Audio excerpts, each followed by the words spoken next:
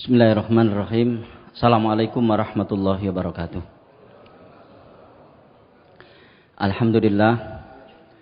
Alhamdulillahilladzi arsala rasulahu bil huda wa dinil haq liyudhhirahu 'alad dini kullihi wa kafa billahi syahida.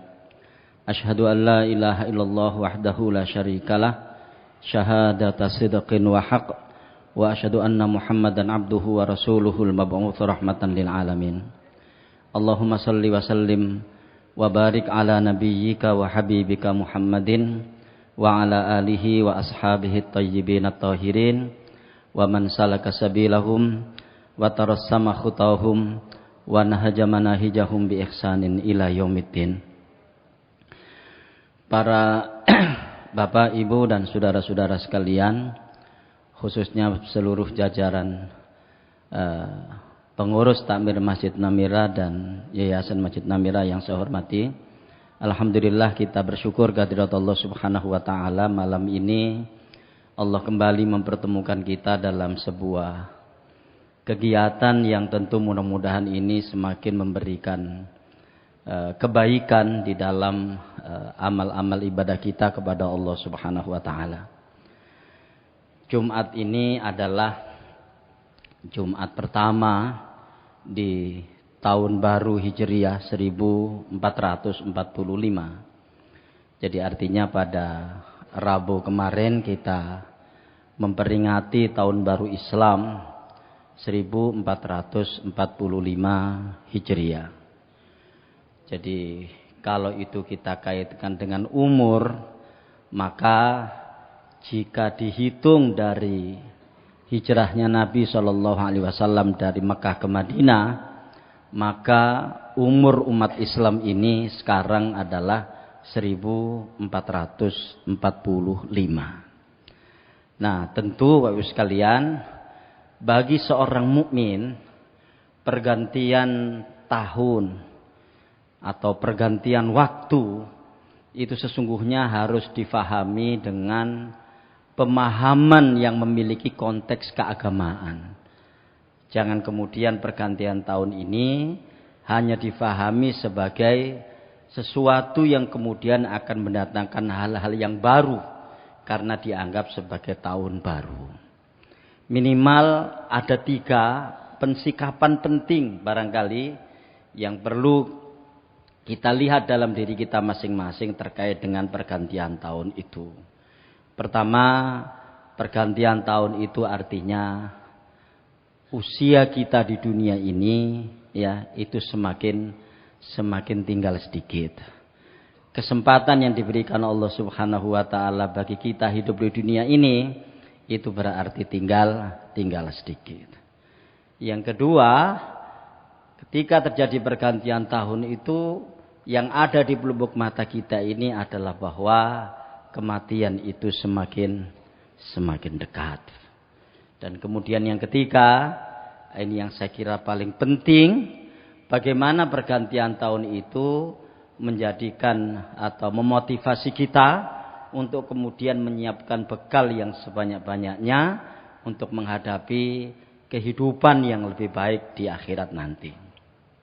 Kalau kemudian 3 hal itu yang kita canangkan sebagai sebuah pensikapan akan datanya tahun baru yang sekarang ini tengah kita peringati, maka insya Allah di situ kita tepat cara mensikapinya. Nah, sekalian, judul yang saya kemukakan pada kesempatan ini, ya, sepiring nasi itu jadi rebutan.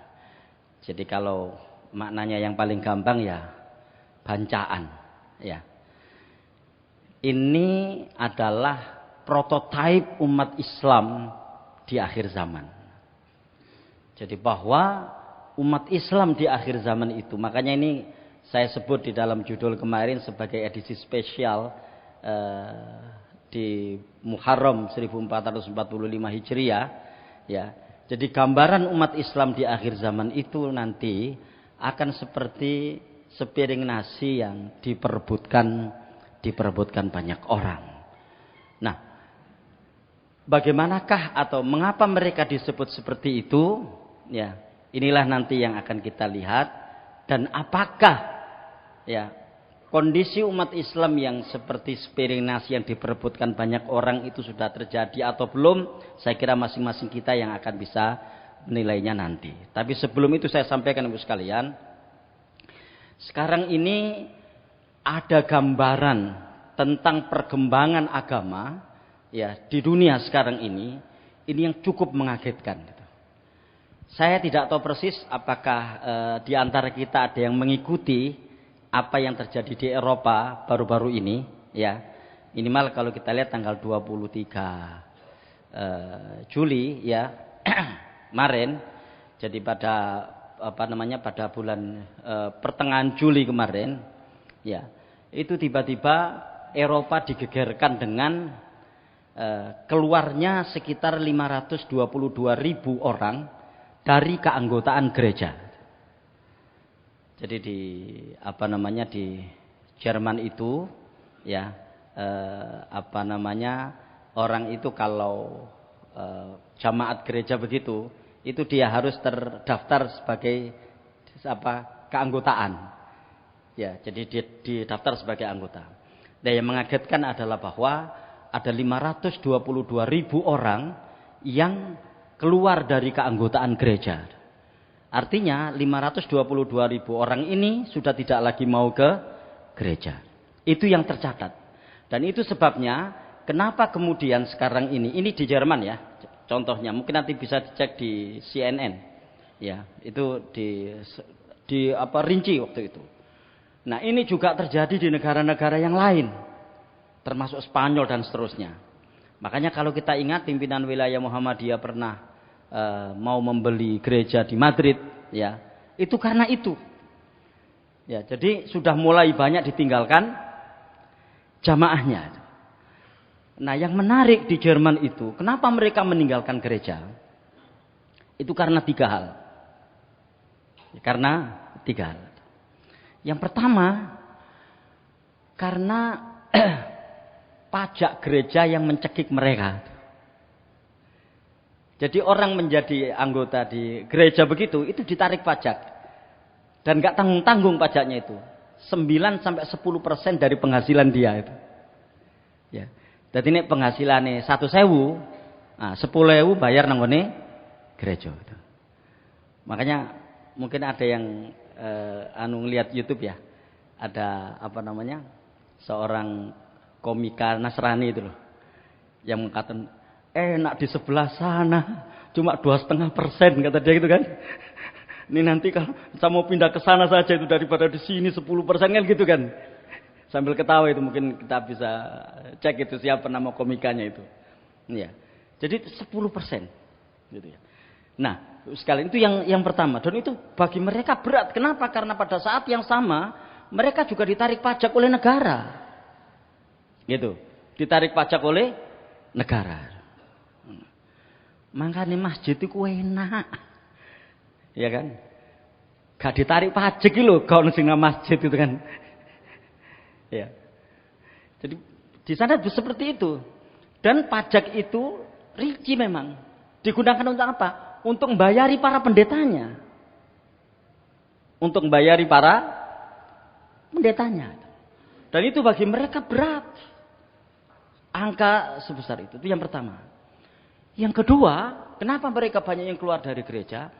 Karena banyaknya kasus-kasus pelecehan seksual yang dilakukan oleh oknum-oknum pendeta mereka. Gitu ya. Dan kasus-kasus pelecehan seksual ini itu lebih banyak terkait dengan hubungan sejenis gitu. Ya, hubungan sejenis.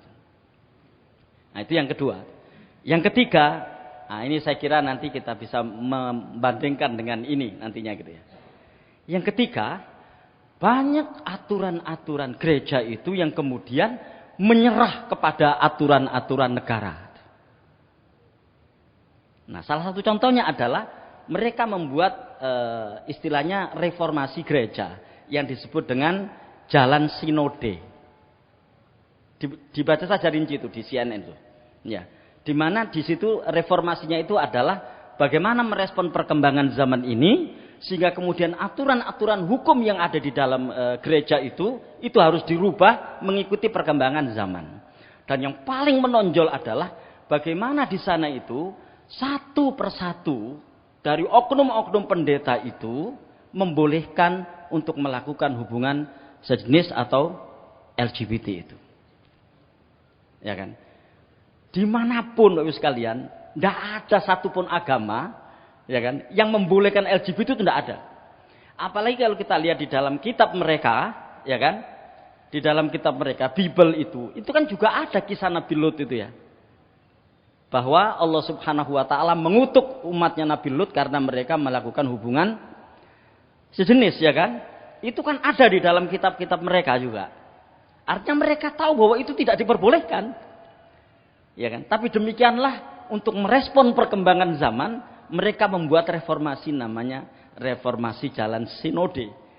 Yang salah satu bentuk reformasinya adalah mereka menyerah terhadap aturan-aturan yang ada di dalam negara itu dan kemudian harus merubah aturan hukum yang ada di dalam gereja mereka. Dan ini sebabnya sekarang, ya kan, masyarakat di sana, masyarakat agama yang ada di sana mengalami transisi.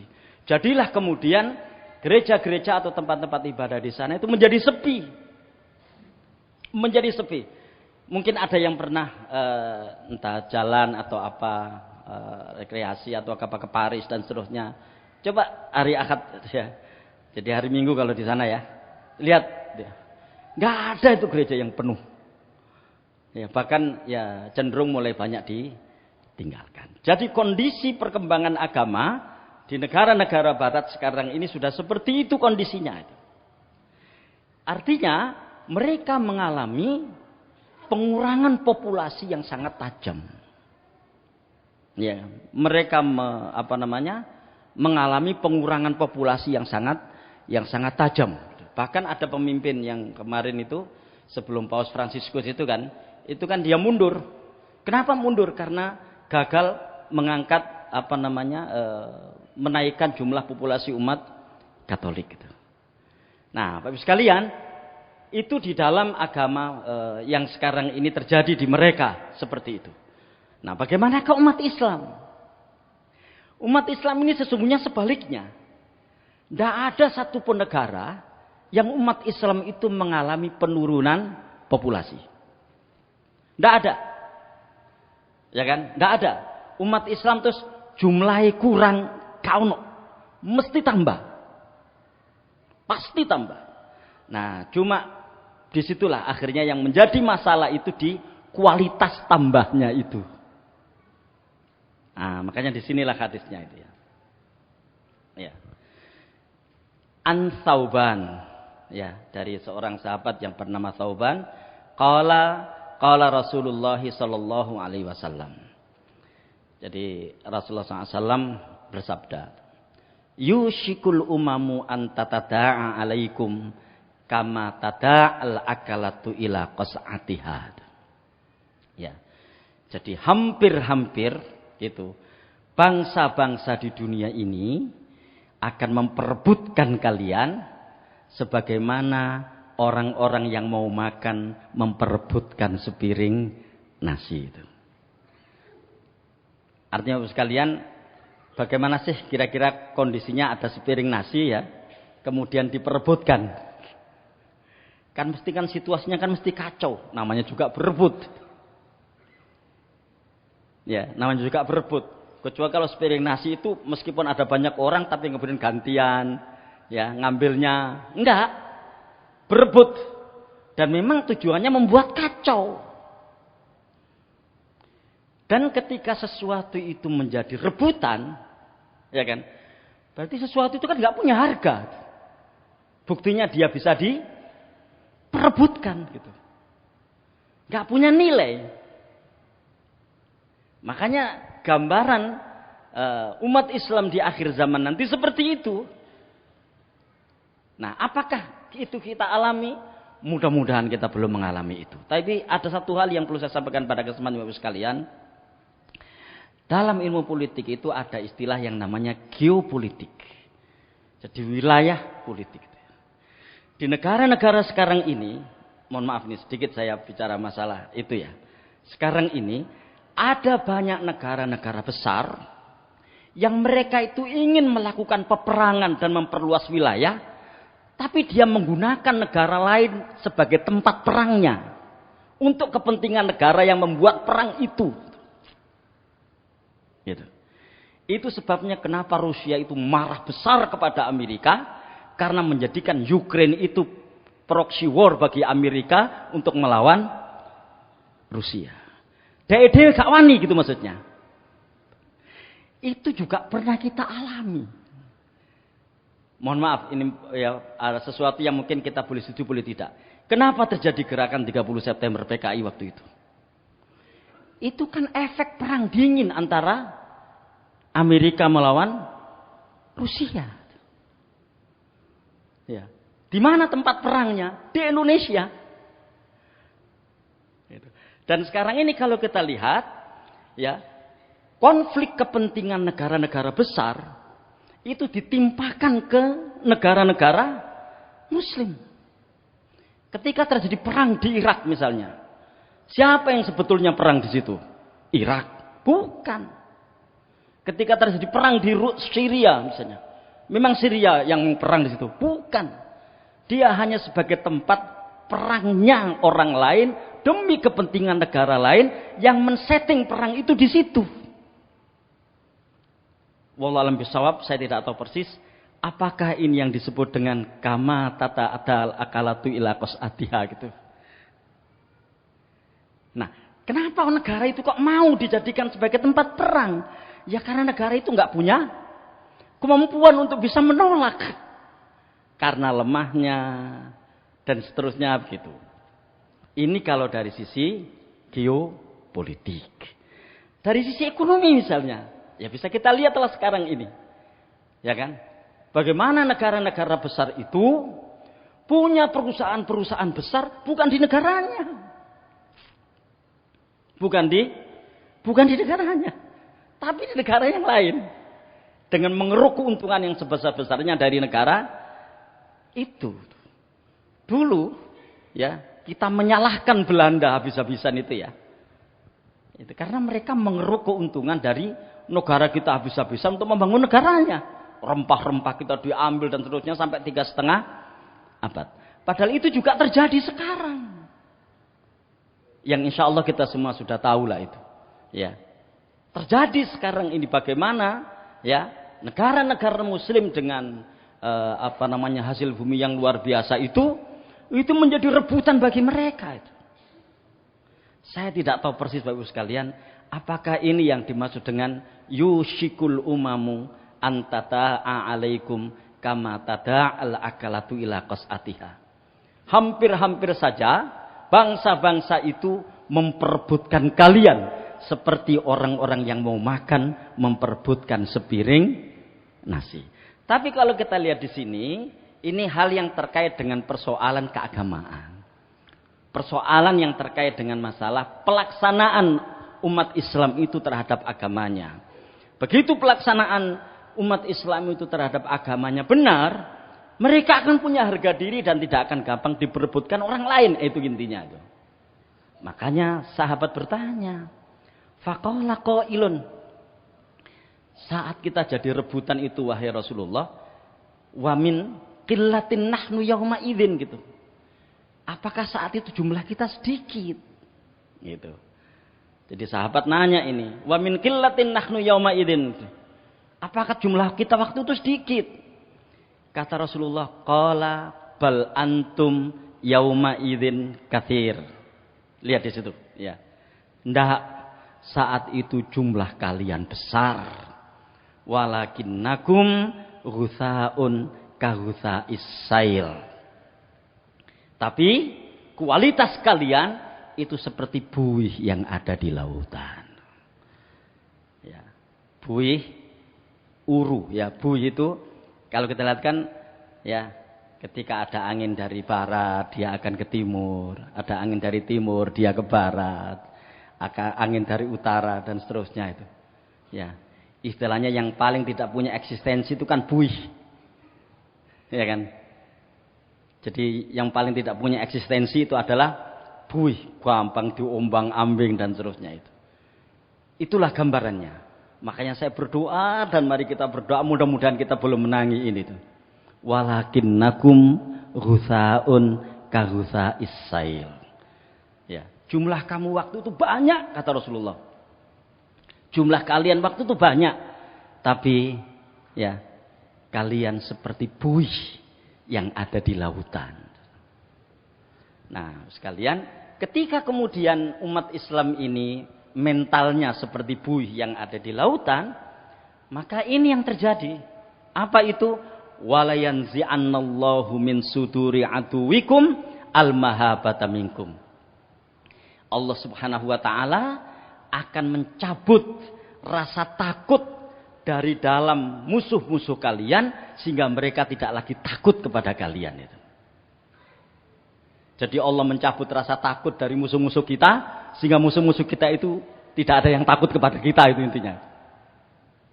Terus wala yakdhifannallahu fi qulubikumul wahan, dan Allah Subhanahu wa taala ya kan akan melemparkan kepada akan menyelipkan di hati-hati kalian itu sifat wahan. Wahan itu Bapak sekalian artinya adalah kelemahan 3 dimensi, itu wahan. Lemah.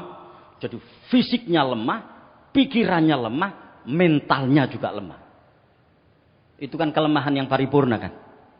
Orang kalau fisiknya lemah, tapi kalau daya fikirnya itu masih kuat, orang itu masih bisa bergerak. Apalagi pada saat yang sama mentalnya kuat. Makanya kalau kita lihat ada banyak saudara-saudara kita yang disabilitas itu ya, meskipun fisik mereka itu lemah seperti itu, tidak sempurna seperti itu, semangatnya luar biasa. Kenapa? Karena pikirannya nggak ikut lemah, karena mentalnya nggak ikut lemah, gitu. Tapi begitu tiga-tiganya ini lemah, itulah kelemahan yang paripurna, dan itulah yang disebut dengan wahan itu. Tapi di sini Rasulullah SAW menyebutkan tafsir wahan itu ketika seorang sahabat bertanya, faqala qailun ya Rasulullah wamal wahan. Rasul, wahan itu apa? Kelemahan yang paripurna itu apa? Kata Rasulullah, hubbud dunya wa karahiyatul maut. Cinta dunia dan takut mati. Ya, jadi cinta dunia dan takut mati. Artinya Bapak sekalian,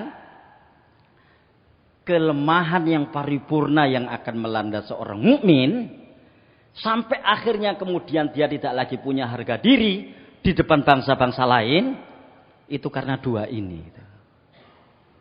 Ya, hubbud dunya wa karahiyatul maut. Kenapa? Kalau hubbud dunya wa karahiyatul maut itu melanda mereka, ya memang itu mental mereka. Ya kan? Artinya kalau kemudian kita ikut-ikutan memiliki mental seperti itu, ya kita kalah. Itu maknanya. Karena al-aslu mereka itu hubbud dunya wa karahiyatul maut. Itu mereka. Makanya kalau kita lihat ada sebuah peperangan yang menarik ya. Nanti bisa dilihat di sejarah itu. Perang Yarmuk waktu itu. Jadi perang Yarmuk ini perang yang ya masuk dalam kategori mission impossible, itu misi yang tidak mungkin. Kaum muslimin waktu itu jumlahnya sekitar 25 sampai 30 ribu orang, tapi jumlah pasukan Romawi waktu itu 240 ribu orang. Enggak seimbang sama sekali. Tapi orang-orang Romawi ini heran. Kenapa jumlah yang sedikit ini kok berani melawan kami yang besar gitu. Akhirnya mereka menduga, oh mungkin mereka ini orang miskin yang butuh makanan, butuh kekayaan. Akhirnya satu di antara mereka melobi Khalid bin Walid. Istilahnya begitu, sudahlah, kamu nggak usah ikut perang, gini aja. Berapa jumlah tentaramu? Masing-masing akan kami kasih 10 dinar, ya, dan kemudian sejumlah makanan itu. Dan kamu pulang saja, nggak usah perang melawan kami. Gitu ya. Jadi mereka mengira, ya kan, orang-orang Muslim yang memerangi mereka ini, yang berperang melawan mereka ini adalah orang-orang yang butuh kehidupan. Butuh makan karena mereka ini orang-orang miskin, dianggap orang-orang miskin. Dan Romawi waktu itu menjadi negara yang sangat kaya raya. Marah waktu itu Khalid bin Walid. Dan di antara kalimat terakhirnya itu, ketahuilah wahai bangsa Romawi, kalau Anda berperang sekarang ini mencari kehidupan, ketahuilah saya sekarang melawan kalian itu dalam rangka mencari kematian. Gitu.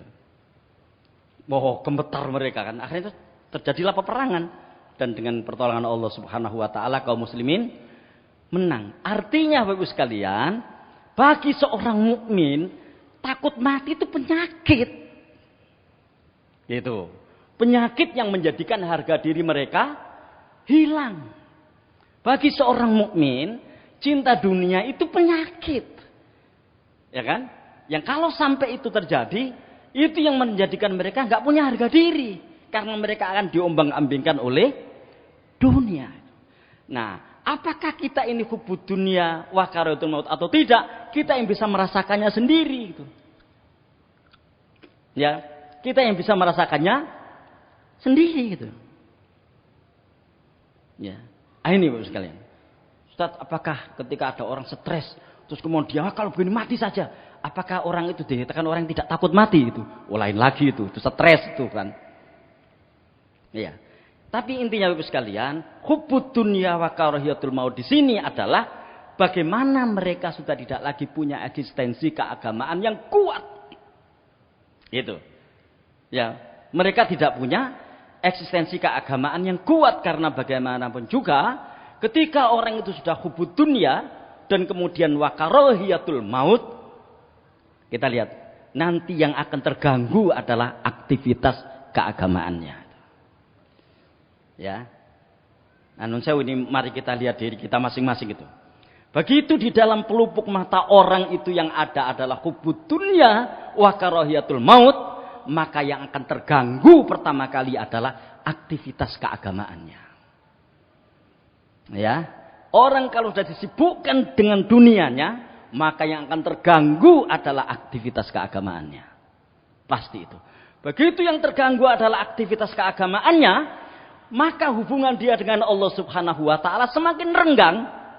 Begitu hubungan dengan Allah Subhanahu wa taala semakin renggang, semakin takut dia dengan yang namanya kematian. Ya kan? Begitu hubungan dengan Allah Subhanahu wa taala itu semakin renggang, semakin takut dia dengan yang namanya kematian. Apalagi kemudian yang dia inginkan dari dunia itu tercapai semuanya. Begitu tercapai semuanya dan hubungan dengan Allah Subhanahu wa taala semakin renggang, maka semakin takut dia dengan yang namanya kematian.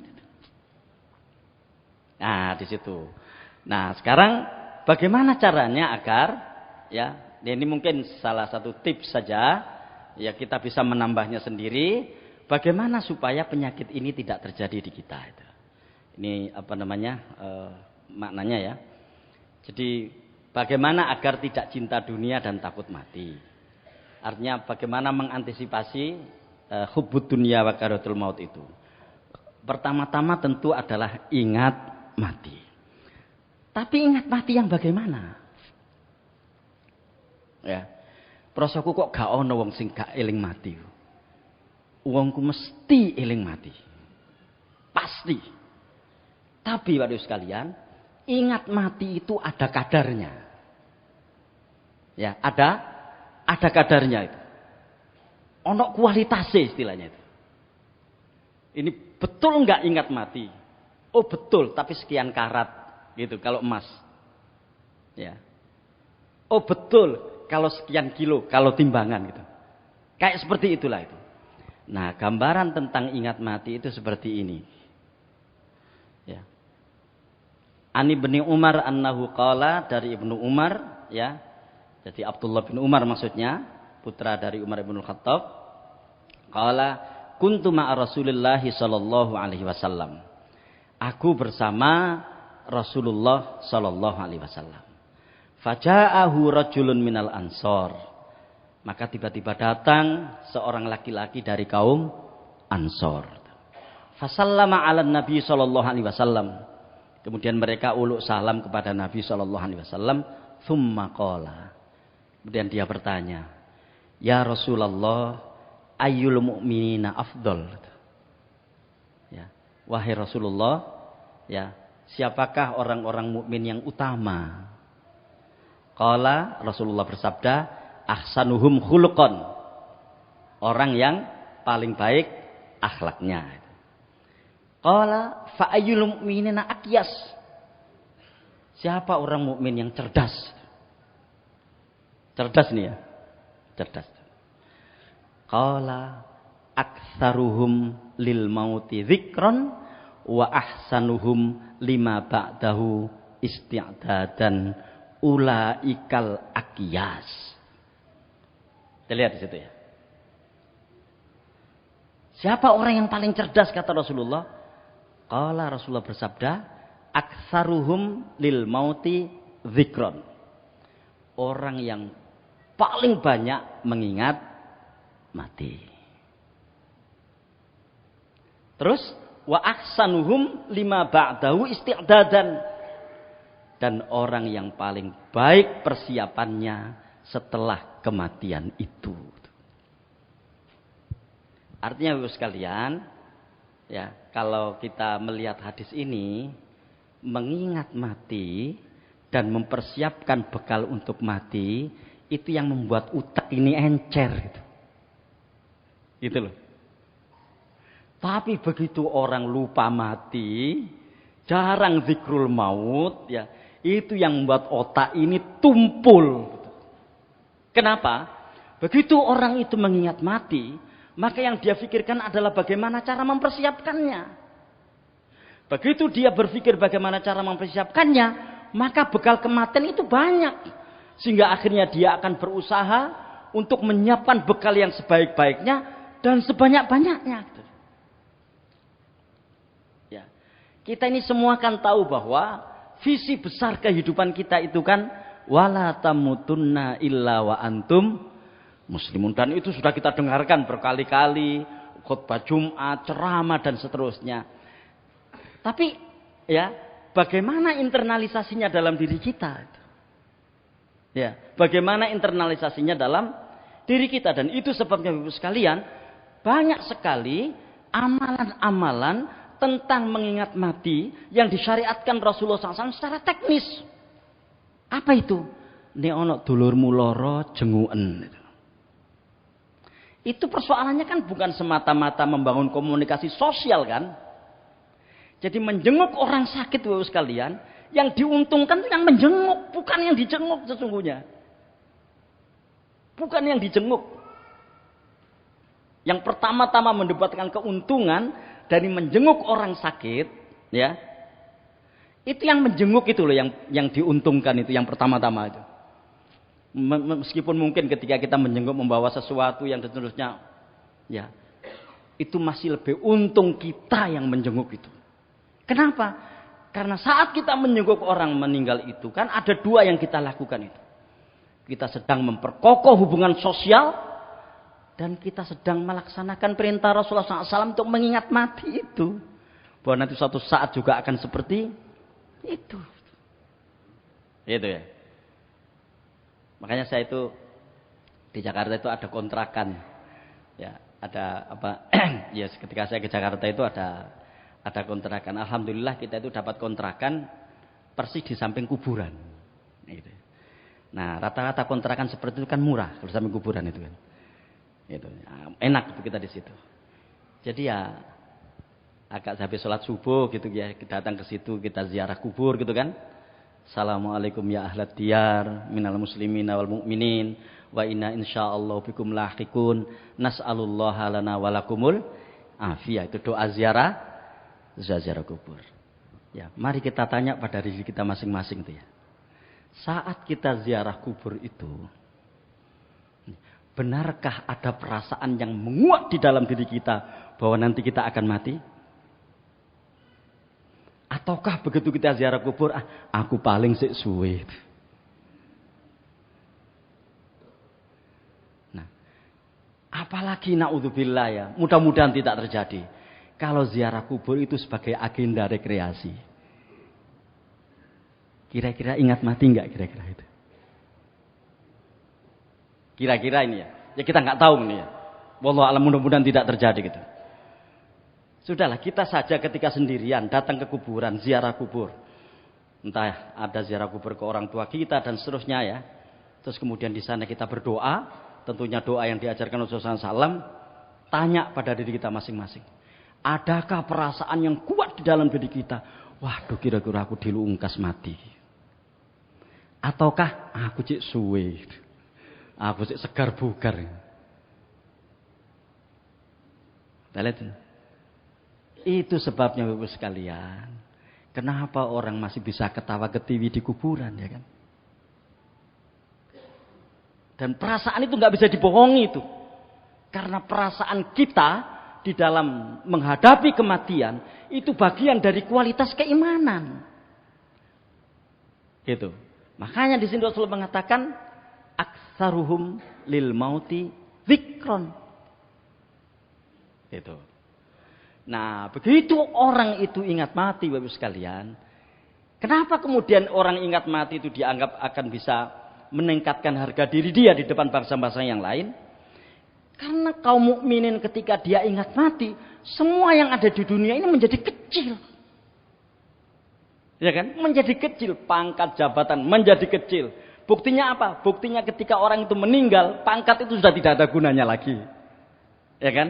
Harta kekayaan itu sudah tidak ada gunanya lagi, kecuali yang diinfakkan fisabilillah. Anak-anak sudah nggak ada gunanya lagi kecuali ketika mereka menjadi anak yang soleh dan seterusnya itu. Ya kan? Jadi seperti itu. Begitu orang itu mengingat mati, maka semua yang ada di dunia yang orang menganggap itu besar, menganggap itu baik, menganggap itu mahal, itu menjadi tidak ada artinya. Dan orang itu akan bisa hadir di hadapan Allah Subhanahu wa taala dengan kehadiran yang Allah akan meridhoinya ketika sudah meniadakan harga-harga itu semuanya. Ini, dan saya kira ini juga penting menjadi renungan kita semuanya ketika kita memposisikan apa yang kita miliki itu. Ya kan? Ketika kita memposisikan apa yang kita miliki. Apakah orang kemudian tidak boleh mencintai harta? Harus. Ya, karena apa? Kalau orang nggak cinta, dia nggak akan mencari. Sementara kita diperintahkan Allah Subhanahu wa taala untuk mencari nafkah, untuk mencari harta ya. Ah, seperti itu. Itu yang pertama. Dan Bapak sekalian, ya, saya pernah suatu ketika, kalau Bapak Ibu masih ingat ya, saya pernah menyampaikan satu hal tentang kematian itu. Bahwa kematian itu kalau kita di dalam Al-Quran, tidak ada satupun ayat di dalam Al-Quran tentang kematian yang di situ ada kalimat-kalimat yang menakutkan. Tidak ada. Ya, tidak ada. Jadi yang ada itu adalah penyampaian tentang kematian dan kemudian apa yang harus dilakukan orang di dalam menyambut kematian itu. Coba kita lihat ya tentang ayat 185 dari surat Ali Imran yang sering kita dengarkan waktu kita mengantarkan jenazah, biasanya pengantaran itu kan ada yang ketika mengantarkan itu memintakan maaf bagi para pelayat, itu kan biasa menyampaikan ayat itu. Kullu nafsin dha'iqatul maut wa innama tuwaffawna ujurakum yaumal qiyamah faman zuhziha 'anil nar wa udkhilal jannata faqad faz wa mal hayatud dunya illa mata'ul ghurur. Ya kan? Jadi setiap jiwa itu pasti akan mati. Ya. Pasti akan mati, akan merasakan yang namanya kematian. Kita lihat ayat setelahnya itu. Wa innama tuwaffawna ujurakum yaumal qiyamah. Dan sesungguhnya, ya kan, balasan-balasan kalian itu akan disempurnakan oleh Allah Subhanahu wa taala di hari kiamat nanti. Artinya apa? Artinya kematian itu adalah motivasi. Kematian itu adalah energi. Kematian itu adalah kekuatan untuk memotivasi orang berbuat baik dalam rangka menjemput kematian itu, sehingga ada yang perlu ditakutkan. Teorinya seperti itu. Maka ketika ada bayang-bayang ketakutan kita terhadap kematian, Di mana ketakutan itu ketakutan yang istilahnya ya tidak memiliki dasar gitu ya. Maka jangan-jangan di situ ada hubud dunianya tadi itu. Karena begitu sudah terkumpul dunia yang kita miliki ini, maka ada satu hal yang kita takutkan akan terjadi. Apa? Kematian. Karena apa? Kita nggak bisa menikmati itu lagi gitu kan. Ini.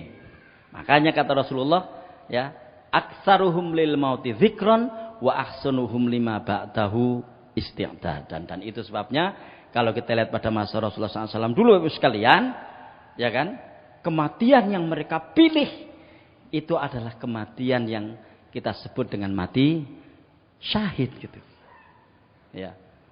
Kenapa? Karena itu yang paling mulia. Karena mati syahid itulah yang kemudian meniadakan segala macam bentuk perhiasan dunia dan kemudian mereka mencintai itu.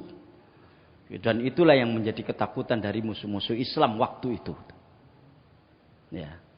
Ini yang pertama. Yang kedua, selalu bermuhasabah. Ya. Jadi bagaimana supaya kita nggak kena hubud dunia wa karihatul maut? Itu selalu bermuhasabah. Terus kalian, mari kita bertanya dan mari kita jawab sendiri-sendiri pertanyaan ini. Ketika kita melakukan muhasabah, ketika kita melakukan evaluasi diri ini, ya ketika melakukan evaluasi diri, kira-kira akeh apike apa akeh eleke? Ya. Kira-kira banyak baiknya atau banyak jeleknya? Kira-kira banyak kelebihannya atau banyak kekurangannya? Wallahu a'lam bishawab. Saya tidak tahu persis karena masing-masing kita bisa menjawab sendiri-sendiri. Terus terang kalau saya mengevaluasi diri saya sendiri gitu ya, itu pasti lebih banyak kekurangannya daripada kelebihannya. Saya nggak tahu Bapak Ibu sekalian. Artinya apa?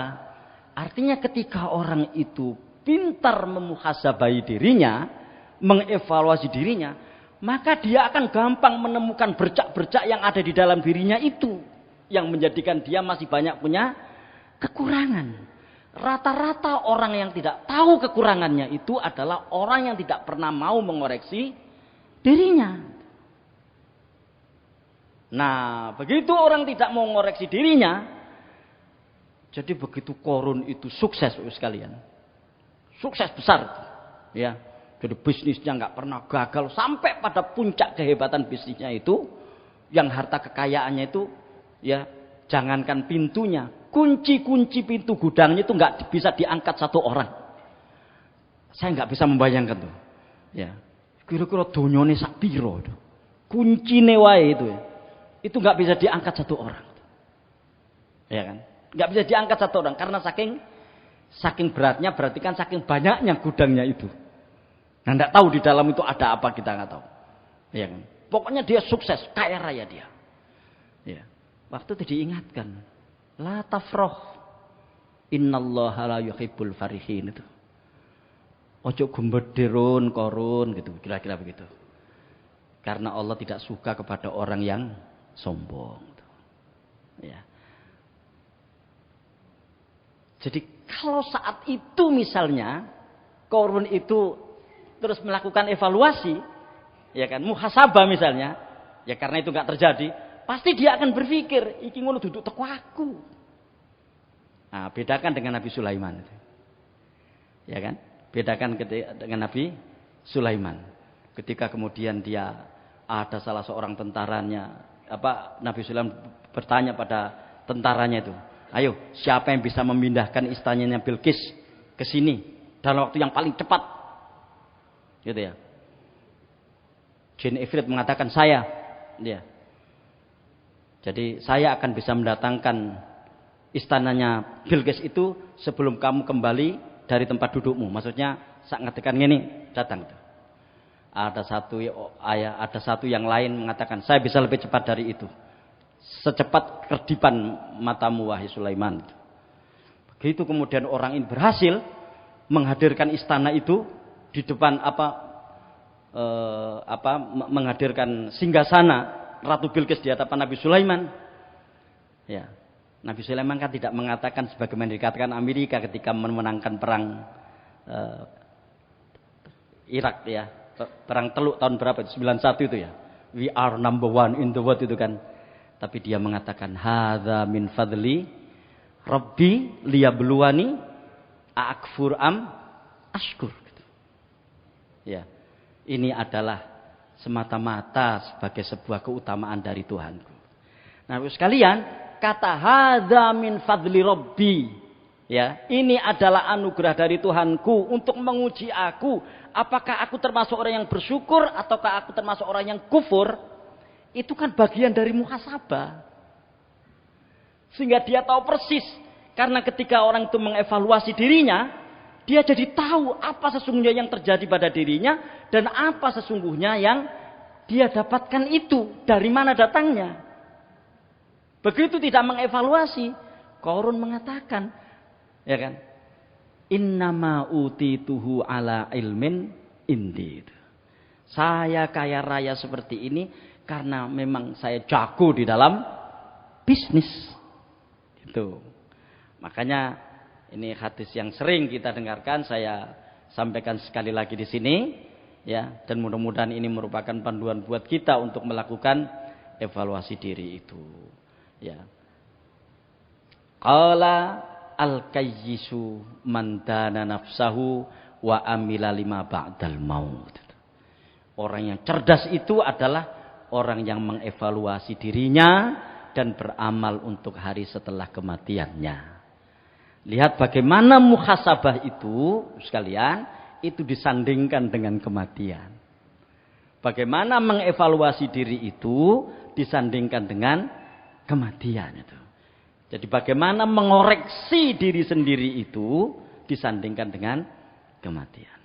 Makanya dalam hadis yang lain Rasulullah bersabda, rahimallahu mra'an arrafa qadra nafsihi.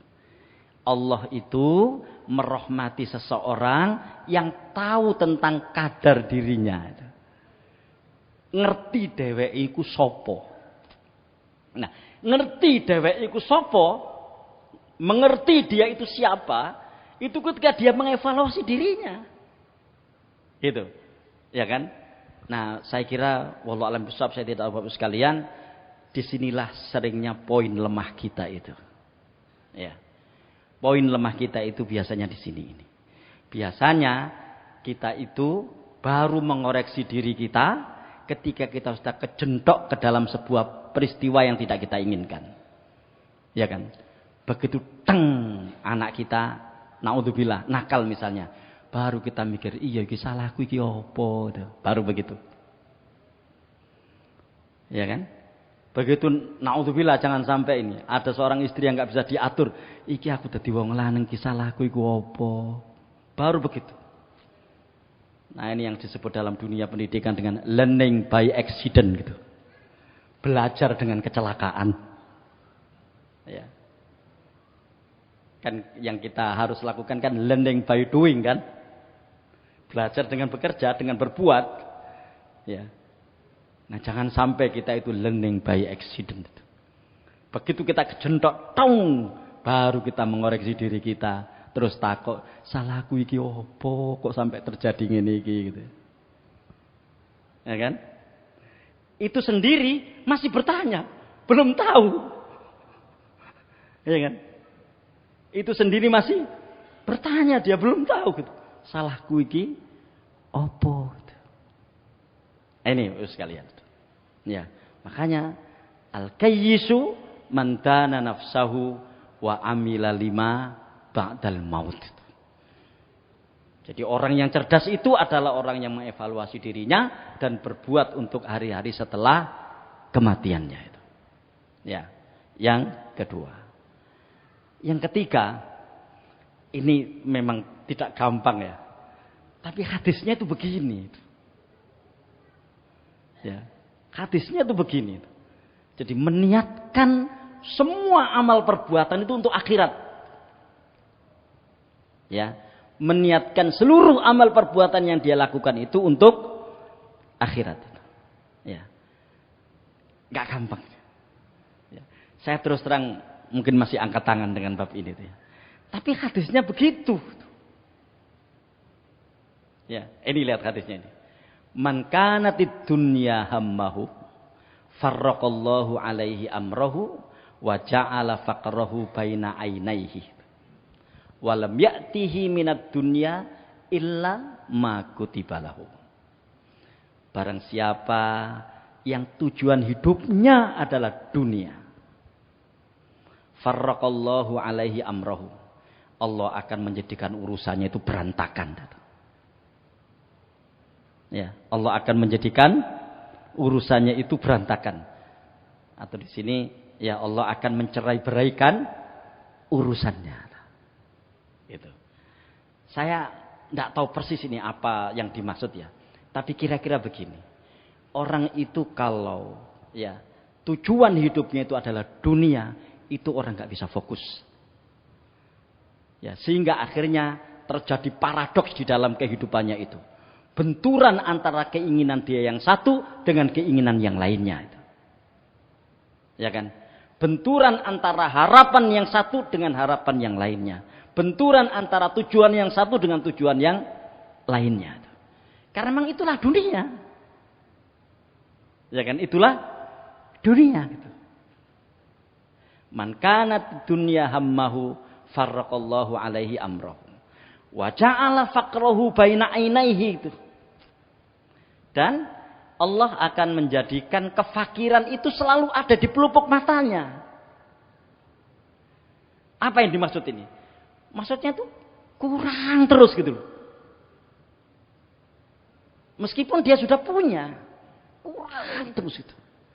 Sampai akhirnya dia melakukan sesuatu yang dia tidak sadar bahwa sesuatu yang dilakukannya itu dia tidak bisa mengendalikannya itu. Ya. Mengendalikannya. Kenapa? Ya itu tadi. Karena merasa kurang terus, ya. Bapak sekalian, seringkali kita ini naudzubillah ya, mudah-mudahan kita tidak melakukan itu. Kita memenuhi sesuatu untuk diri kita itu kan seringkali tidak sebagaimana yang kita butuhkan kan. Hanya yang kita inginkan. Yang sesungguhnya kita tidak butuh itu. Ya. Sesungguhnya kita nggak butuh itu. Tapi kemudian karena ada tekanan dari kanan, dari kiri, dari atas, dari bawah dan seterusnya, akhirnya kita belum butuh itu dan kita belum mampu sesungguhnya untuk mengambil atau membeli itu, tapi kita paksakan untuk membeli itu. Yang akhirnya akan memberatkan diri kita semuanya itu. Jadilah kemudian dia melakukan praktek-praktek ekonomi yang dilarang. Kasus riba itu kan seperti ini kan. Karena memang riba itu sangat menggiurkan. Ya kan, riba itu sangat menggiurkan itu. Ya. Jadi saya itu hampir tiap hari gitu ya mendapatkan SMS itu loh. Punya BPKB, sekolahin dong gitu. Ya kan? Terus ada pantunnya. Lupa saya kapan ini pantunnya. Pokoknya di akhirnya itu begitu, sekolahin dong gitu. Nah, kenapa? Bukan orangnya yang sekolah, BPKB-nya malah suruh sekolah itu. Ya.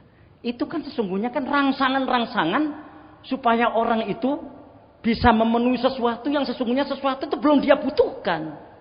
Akhirnya apa? Wa ja'ala faqrahu baina ainaihi gitu. Kefakiran itu selalu ada di pelupuk matanya itu. Kenapa? Merasa kurang terus. Dan orang yang memiliki mental seperti ini mentalnya orang melarat. Meskipun dia punya banyak harta. Ya, yang ada itu kurang terus begitu. Begitu dia merasa kurang terus, dia tidak bisa menikmati apa yang diberikan oleh Allah kepadanya. Begitu dia gak bisa menikmati apa yang diberikan oleh Allah kepadanya, orang ini gak bisa bersyukur. Wong syukur itu bisa dilakukan ketika orang itu bisa menikmati nikmat Allah. Ya kan? Orang itu baru bisa bersyukur ketika orang itu bisa menikmati apa yang menjadi pemberian Allah. Begitu gak bisa menikmati, orang ini gak bisa bersyukur. Ya, orang ini gak bisa bersyukur itu. Walam ya'tihi minad dunya illa ma kutiba lahu. Dan ya, ia tidak mendapatkan dunia kecuali yang ditetapkan baginya itu. Ya. Artinya istilahnya nggak ada min haitsu la yahtasibnya, itu nggak ada. Yusme oleh yang diinginkan itu saja gitu. Ya kan? Ini rumus dari Allah Subhanahu wa taala ini lewat hadis Nabi sallallahu alaihi wasallam. Wa man kanatil akhiratu niyatahu. Ya, dan barang siapa yang niat hidupnya adalah akhirat. Ini loh Bapak sekalian ya. Saya sulit ini. Tapi bisa dijelaskan. Ya. Bisakah orang membeli rumah itu diniatkan untuk akhirat? Sangat bisa. Tak tukoma misalnya. Dengan di rumah itu nanti ya akan saya buat ya rumah tangga yang islami, yang disebut dengan baiti jannati. Ya, ini anak saya sekian, ini kamarnya dan seterusnya. Dan di dalam rumah itu nanti kita akan adakan kegiatan-kegiatan yang baik. Ya, kita usahakan untuk kemudian bisa berkumpul bersama keluarga dengan baik, ini dan seterusnya itu. Bisa. Bisakah orang membeli sepeda motor itu diniatkan untuk akhirat? Bisa. Ya, ketika kemudian digunakan untuk hal-hal yang baik dan seterusnya itu. Tapi kan nggak gampang itu. Ya, nggak gampang itu kan. Itu sebabnya dalam sebuah khutbah nikah itu saya sampaikan waktu itu ya. Di Indukun kalau nggak salah itu.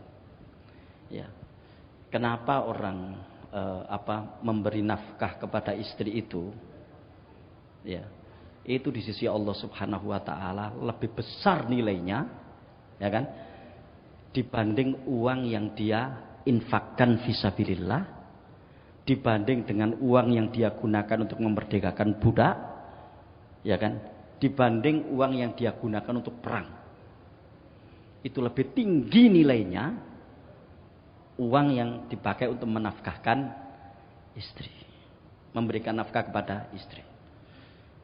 Mengapa? Karena dua-duanya dia dapat. Dunia dia dapat, akhirat juga dia dapat. Ya kan? Keluarga dia dapat, ya, pahala dari Allah Subhanahu wa taala dia dapat. Jadi artinya Bapak sekalian, memberi nafkah kepada istri misalnya, itu enggak hanya sekedar sebagai sebuah kewajiban suami. Memang itu niat akhiratnya seperti itu. Sampai kemudian dikaitkan dengan yang tadi itu, yang lebih utama di sisi Allah Subhanahu wa taala adalah memberi nafkah kepada istri. Lihat itu. Ya. Nah, wa man kanatil akhiratu niyatahu. Barang siapa yang niatnya itu untuk akhirat, jama'allahu lahu amrahu, maka Allah Subhanahu wa taala akan mengumpulkan urusannya. Maksudnya adalah, ya kan, begitu orang itu tujuan itu akhirat, berarti kan hanya satu fokus dia. Fokusnya itu kemana? Fokusnya itu adalah ihdinas siratal mustaqim.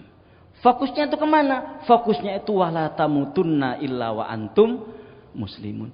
Berarti akan menyatu, akan sinergi terhadap berbagai macam hal yang mungkin untuk saat itu dianggap bertentangan itu. Ya, itu sebabnya Bapak sekalian, nggak boleh dipertentangkan hal-hal yang terkait dengan masalah kebaikan akhirat itu.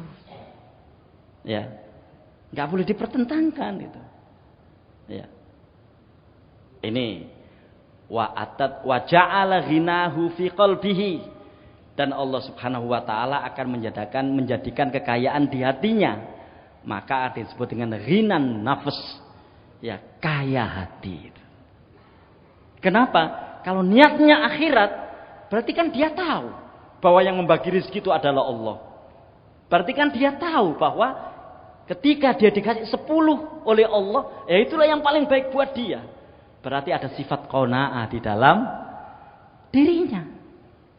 Jadi kalau yang tadi itu kefakiran itu selalu ada di pelupuk matanya, maka di sini wa ja'ala ghinahu fi qalbihi. Nah, kalau sudah seperti itu Bapak sekalian, orang itu akan dengan teguh memegang agamanya itu dengan baik dan gak akan gampang digoda dengan hal-hal yang kemudian menjadikan dia tidak lagi komitmen terhadap agama. Soalnya begini ya. Nih, nun sewu ini mudah-mudahan tidak terjadi di kita. Saya punya punya kenalan itu. Dia terlilit persoalan riba yang berat itu. Ya, ngobrol saya tanya. Ketika kamu seperti itu, kamu masih bisa menikmati sholat? Wah, aku gak tahu sholat itu. Itu tadi karena nggak bisa bercampur antara kemaksiatan dan kebaikan. Itu maksudnya. Jarang sholat. Dia sambil nangis begitu. Ya. Itu ya. Dan ini aksiomatik Bapak sekalian. Begitu orang terlilit dengan berbagai macam keduniaan yang sulit untuk dia pecahkan, yang akan dia korbankan pertama kali adalah komitmen agamanya. Yang akan dia korbankan pertama kali adalah komitmen agamanya. Ketika orang itu disibukkan dengan dunianya, kita cek itu. Yang akan dikorbankan pertama kali adalah komitmennya terhadap agama. Embo solate seringkari, embo solate terlantar, ya kan? Embo gak ngelakoni sholat, ya. Jadi itu sebabnya itu. Nek mek kadang-kadang, lari durung sholat aku rek, itu masih bagus lah gitu. Terus akhirnya dia sholat. Nah di sini gitu. Dan akhirnya kadang-kadang begitu kesibukan dunia ini sedemikian rupa telah dia terjadi pada dirinya, akhirnya hal-hal yang terkait dengan persoalan keagamaan itu menjadi sangat remeh gitu. Makanya saya sering mengambil contoh yang ya contoh ini bisa benar bisa salah gitu ya. Ketika dia mau pergi sama temannya ngurus bisnis apa gitu, dia belum sholat, ya. Tapi nggak di Masjid Namira ini, di masjid yang lain ya. Ya, entah nona yo, aku tak sholat dulu gak suwe-suwe gitu. Ya, tunggu sebentar, saya tak sholat sebentar saja itu. Jadi betapa pentingnya yang mau dia kerjakan itu sampai menganggap remeh sholat dengan mengatakan, aku tak sholat dulu gak suwe-suwe. Sekalian ini kejadian hari-hari yang mungkin kita alami itu. Ya, yang mungkin kita alami. Ya, naudzubillah tentu mudah-mudahan tidak terjadi itu. Ya. Nah, wa atatuhu dunya wa hiya raghimah. Dan dunia ini akan mendatanginya dalam keadaan hina. Maksudnya, orang yang seperti ini akan gampang menaklukkan dunia itu dan dunia itu menjadi tidak ada apa-apanya di mata dia ketika dikaitkan dengan persoalan di akhirat nanti. Assalamualaikum warahmatullahi wabarakatuh.